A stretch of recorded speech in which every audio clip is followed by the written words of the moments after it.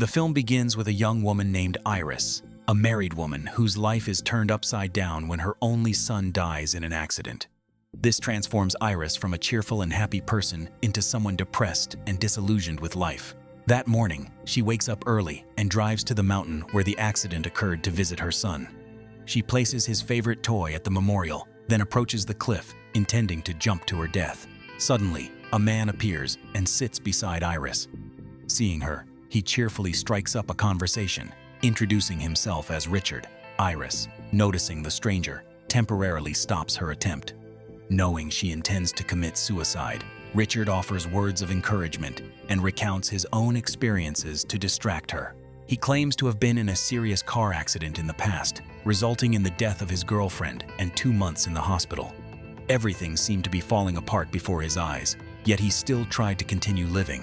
Seeing something in this man that resembled her own, Iris opened up to him after pouring out her feelings. She decided to postpone her suicide attempt for the day. She thanked the man and returned to her parked car.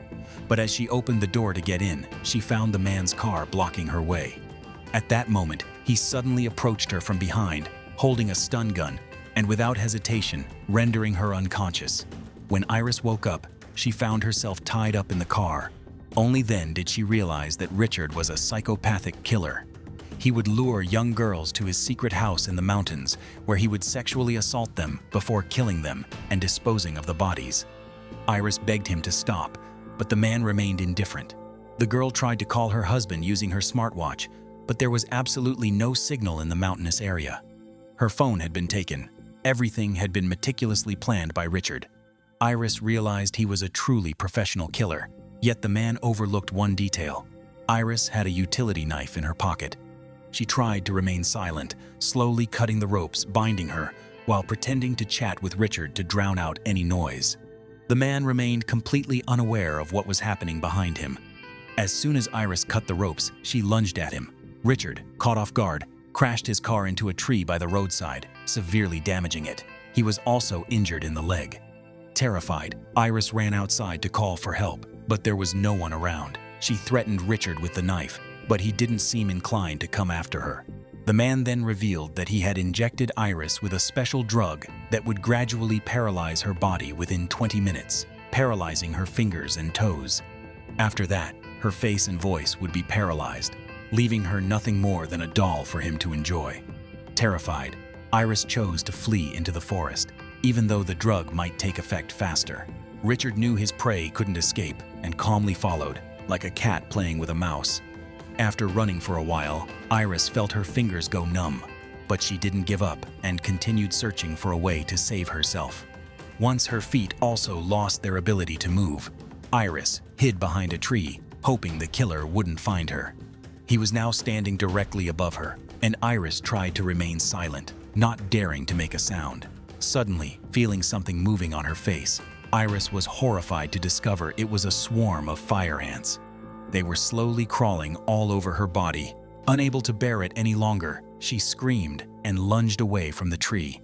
The noise attracted the attention of a nearby killer, who immediately chased after her. Luckily, there was a stream nearby, so Iris desperately tried to crawl into the water, letting herself be swept away. The enraged killer could only watch as his prey slipped from his grasp. She thought she would drown, but the shirt she was wearing acted like a life vest, keeping her afloat. After a long drift, Iris finally reached the shore at the foot of the mountain. By this time, the drug had begun to take effect, and her body was completely immobile, unable to move even a little. Suddenly, a lawnmower slowly approached. Iris couldn't call for help and could only lie still, waiting for her fate. Fortunately, the old man in the lawnmower saw her and stopped in time. He went to check on her and found that Iris was still responsive, able to hear but unable to speak. The old man took her inside, intending to call the police, but just then the murderer suddenly appeared. He claimed to be looking for a girl and pretended to be her husband. The old man asked him to wait outside while he called the police. However, the murderer insisted on going inside. Luckily, the old man managed to place Iris under the sofa in time. She overheard their conversation and knew that the old man was in danger, but couldn't do anything to help.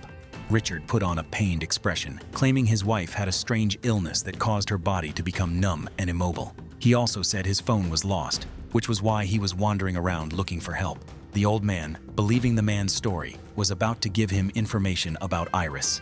Suddenly, Richard's phone in his pocket rang. This made the old man suspicious, as Richard had just claimed to have lost it.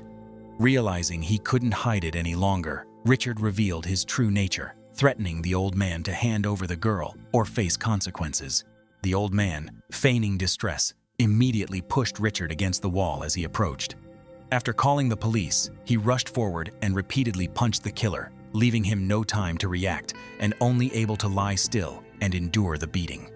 Thinking he was dead, the killer was lucky enough to grab a knife from the floor. He stabbed him in the leg, then in the stomach, killing him instantly.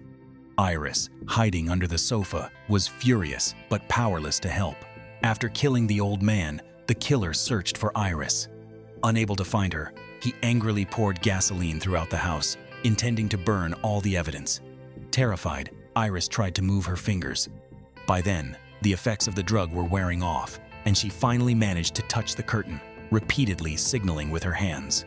Luckily, Richard saw her and rushed into the house, taking her away before everything burned to ashes. Although she was captured by the killer again, it was still better than dying in the fire.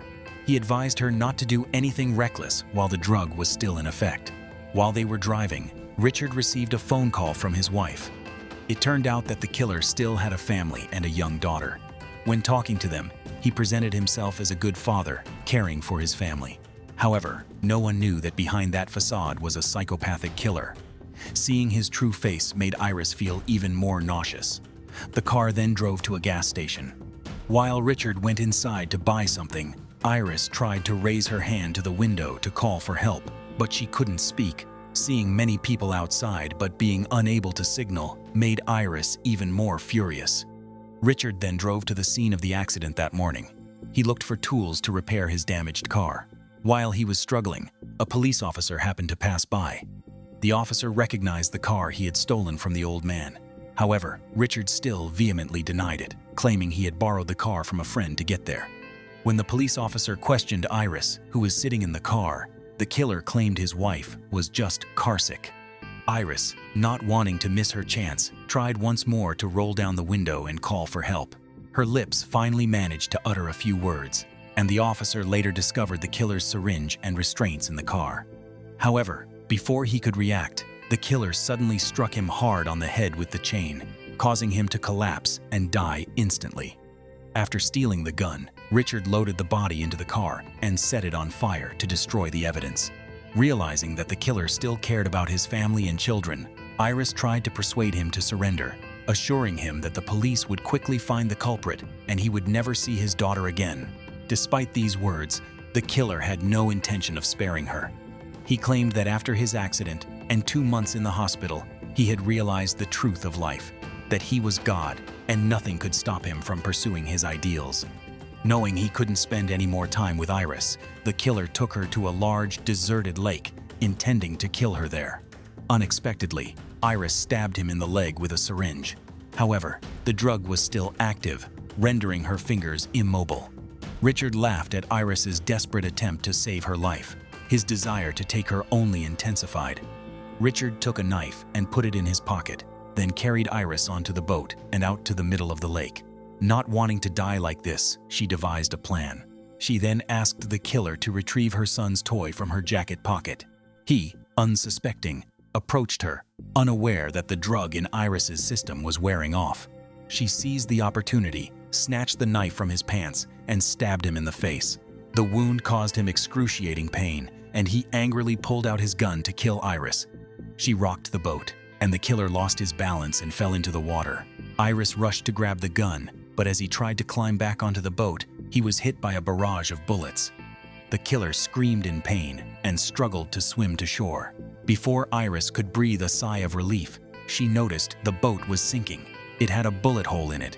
Terrified, she tried to move, but her body wouldn't cooperate. The boat gradually sank until it was completely out of sight.